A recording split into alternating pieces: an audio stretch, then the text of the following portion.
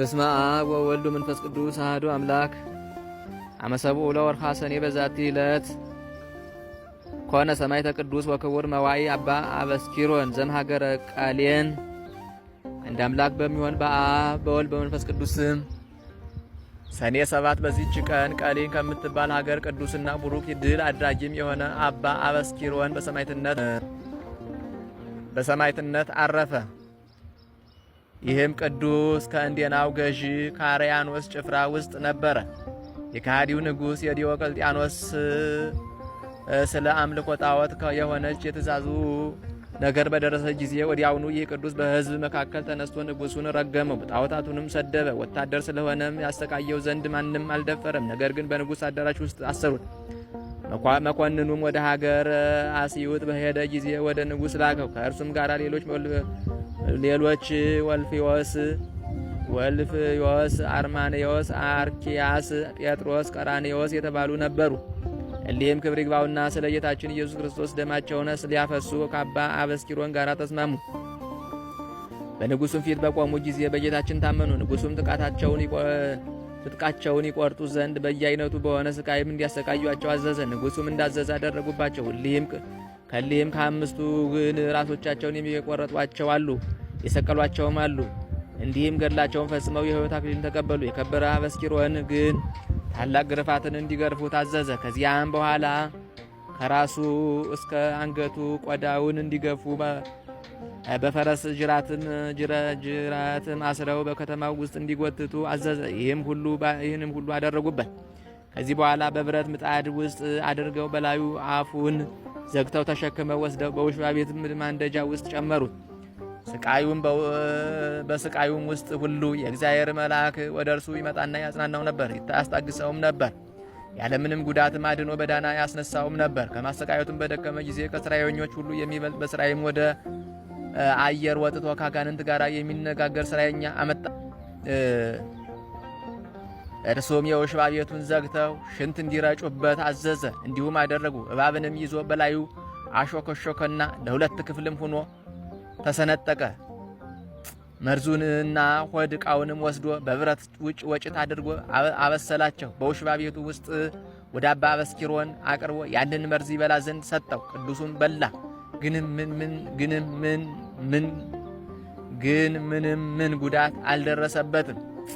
ያም መሰሪ የመኳንንት ጽልመት አለቃቸው ሆይ በዚህ ክርስቲያናዊ ላይ ኃይልህን አድርግ ብሎ ጮኸ። ምንም ጥፋት ባልደረሰበት ጊዜ መሰሪው አደነቀ። ቅዱስ አበስኪሮንም መሰሪውን የሚረዳ ሰይጣንስ በክብር ባለቤት በጌታ በኢየሱስ ኃይል አንተን ይቀጣሃል አለው።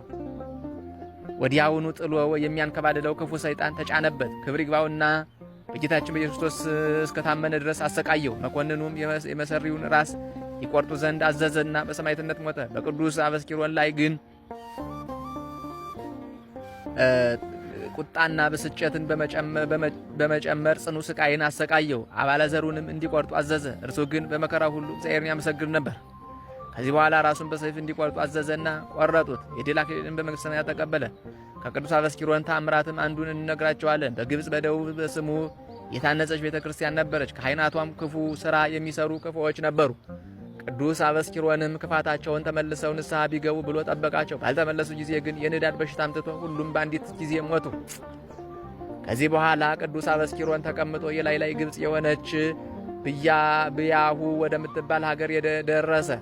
የሀገር ሰዎችም በደጃቸው ተቀምጠው ሳይተኙ በጨረቃ ብርሃን እርስ በርሳቸው ያወሩ ነበር። የከበረ አበስኪሮንም ከፊታቸው ደርሶ ሰላም ለእናንተ ይሆናላቸው። ባዩትም ጊዜ ሰላምታውን አጸፋት እየመለሱ ተነስተው ተቀበሉት። ሁለተኛም ያችን የሚሻትን ምድር እያመለከታቸው ከምድራችሁ ጥቂት እንድትሰጡኝ እሻለሁ አላቸው። እነርሱም ጌታችንን እንደወደድክ ይሁንልህ አሉት። 100 የወርቅ ዲናርም ሰጥቷቸው ተሰወራቸው። እነርሱም ከዚህ ራእይ የተነሳ ደነቁ። ከተኙም በኋላ ቤተ ክርስቲያኒቱን አፍልሶ ከግብፅ ደቡብ ወደ ላይ ግብፅ ብያሁ ወደምትባል ሀገር 100 የወርቅ ዲናር ወደ ገዛት ምድር ከነዋያ ቅዱሳቷ ሁሉና ከአጸዷ ጋር አምጥቶ በዚያ አቆማት። የሀገር ሰዎችን በጠዋት ተነቅተው ወደ ውጭ በወጡ ጊዜ ቤተ ክርስቲያኒቱን በደጃቸው አገኟት። እጅግም ፈጽመው እያደነቁ ምስጉን እግዚአብሔርን አመሰገኑት። ከዚያች ጊዜ ጀምሮ ድንቅ ታምር የሚደረግባት ሆነ። እግዚአብሔር ምስጋና ይሁን። እኛንም በዚህ ሰማይ ጸሎት ይማረን፣ በረከቱም ከኛ ጋር ትኑር ለዘላለሙ አሜን። ሰላም ለአበስኪሮን ዘተአገሰ መከራ እስኪቱ ወርእሱ እስከ መበጣይ ተመትራ በእደ መኮንን ምውት ለሕይወተ ክርስቶስ ዘይተዘከራ ወለዘ ተቀትሉ ምስሌሁ ወዘተከለሉ ጌራ ሰላመ እብሎሙ ለሐምስ ሳራ። በዚችም ዕለት መኮንን አርማንዮስ ያሰቃያቸው የ16,000 ሰማዕታት የዕረፍታቸው መታሰቢያ ሆነ። በረከታቸው ከእኛ ጋር ትኑር ለዘላለሙ አሜን። ሰላም እብል እልፈ ወስሳ ምኢተ ዘትፈቅዱ እንበለ ዘውእዩ ሰብ ወዘንበለ ተሰዱ እለፈጸሙ ምንዳቤል አርማንዮስ በእዱ አርስተ አረየ ከመባአይ ጋር ትኪዱ መንገለ ነገዱ አንትሙ ንግዱ መንገለ ነገዱ አንትሙ ንግዱ። በዚህች ዕለት አምላክን የወለደች የእመቤታችን የድንግል ማርያም ቤተክርስቲያን የተከፈተችበትና የከበረችበት ዕለት ነው።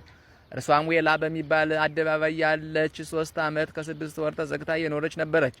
ይህችውም በ1020 ዓመተ ሰማዕታት ነው። ከእመቤታችን ድንግል ማርያምም ሰው ለሆነ ሕይወትና መድኃኒት አድርጎ እርሷን ለሰጠን ለእግዚአብሔር ምስጋና ይሁን ለዘላለሙ አሜን። ሰላም እብል ርኅወተ ቤትኪ ዮም ከመ ኤልያስ አርሃወ ተዝናም በስሱ አውራ ወበሰላስ አም ማርያም ስመሪ አርኅወቶ ለህሊና የህቱም ከመ በላዕሌሁ ይትካው ምስለ ጽድቅ ሰላም። በስመ አብ ወወልድ ወመንፈስ ቅዱስ አሐዱ አምላክ። አመ ሰሙኑ ለወርኃ ሰኔ በዛቲ ዕለት ኮነ ተስካረ ቅዳሴሃ ለቤተ ክርስቲያን ዘግዝእትነ ቅድስት ድንግል ወክሌ ማርያም ወላዲተ አምላክ። ወበዛቲ ዕለት ኮኑ ሰማዕት አስርቱ ምዕት ወክሌቱ ሰብ ወተስካሩ ለአባ አትሪኮን